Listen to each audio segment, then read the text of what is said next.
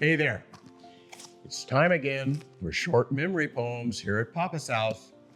I'm John Hayes, the resident Papa around here. This next memory poem came to me at around 3 a.m. when I found myself still awake and staring at my bedroom ceiling. My stomach spoke to me as it gurgled, assuring me that a little peanut butter on a hot toasted English muffin and an ice-cold glass of milk was exactly what my body needed at 3 a.m. in the morning, right? So, as I sat at the kitchen table, spreading peanut butter into every nook and cranny, for some reason I suddenly imagined dying and falling face first into the thick, melting peanut butter on my perfectly toasted muffin. Weird? Even weirder, I imagined the police report would say, "Death by peanut butter." Death by peanut butter is not a pretty sight. This dark act occurs when home alone at night.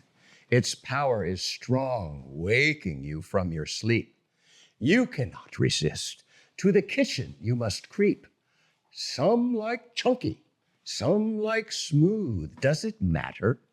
But between Jiffy and Skippy, I must choose the latter. But if Peter Pan's the brand chosen by your host, then have a touch of class by doing it on toast.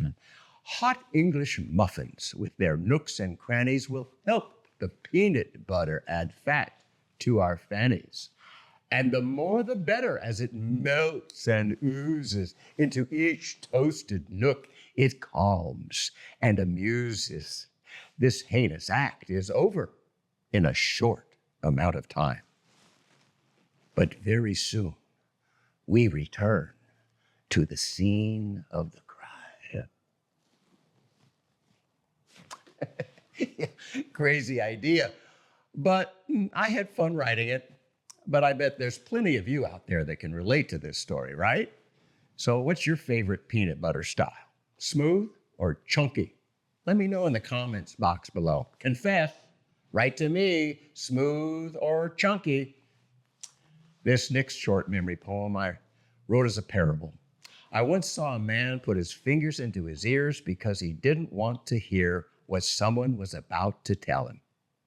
From that experience, I somehow came up with what I call the La La Land parable. There once was a man who found a way to be happy every minute of every day. When asked about this way, he would say, "The secret to my smiling face is very simple. I treat my brain as if it were a sacred temple. If I believe an idea is bad and may pollute my mind and will chase away my joy, making it difficult to find, I simply put my fingers in my ears, close my eyes, and sing la la la la la la la. When deaf and blind, that dark bird takes wing. Those cruel black crows all take wing and fly out of the joyful garden of my mind. Dark ideas are banished and never will have my pardon." And so the man stayed in his La La Land, never dealing with the darkness of trials and tribulations and learning to overcome them with goodness. And so his spirit grew weaker and weaker until his shuttered mind was empty with La La thoughts being the only ones he could find. La la la la la la la. Well, that's it for today. Come on back to Papa's house to hear more of my short memory poems and check out all my family story poems and fairy tale poems and write me some of your comments. Y'all come back now, you hear? Until then, be safe. Bye-bye.